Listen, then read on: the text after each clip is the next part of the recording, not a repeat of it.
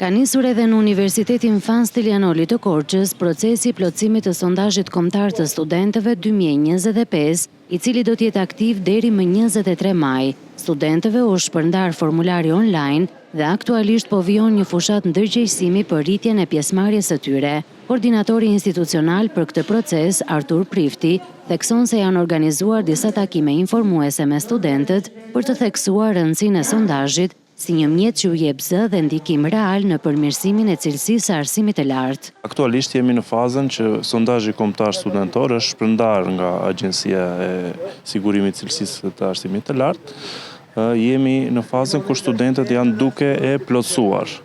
Nga data 21 prill, pra ka nisur shpërndarja, dhe deri në datën 23 maj, studentët në adresat e tyre të emailit mund të gjejnë linkun për ta plotësuar, pra për të vlerësuar institucionin ku ata bën pjesë, për rastin tonë Universiteti Fanoli. Sipas Priftit, megjithëse nuk ka ende të dhëna të sakta mbi nivelin e plotësimit të sondazhit në Universitetin e Korçës, reagimi i parë i studentëve ka qenë pozitiv dhe ka interes për të kontribuar. Ne jemi në komunikim të vazhdueshëm me agjencinë. Në një moment ata do na njoftojnë për përqindjen e pyetësorëve të plotësuar dhe më pas do të shihen nëse përqindja është e ulët, do të merren masa që studentët të njoftohen të gjithë për të aksesuar linkun dhe për ta plotësuar. Do t'i ftoja të gjithë studentët për ta plotësuar sepse është zëri i tyre që do të dëgjohet nëpërmjet këtij sondazhi që zhvillohet. Sondazhi kombëtar i studentëve tashmë në edicionin e 3 është një ndër nismat më të rëndësishme të Agjencisë së Sigurimit të Cilësisë në Arsimin e Lartë dhe synon të mbledhë opinionin e studentëve për përvojën e tyre akademike.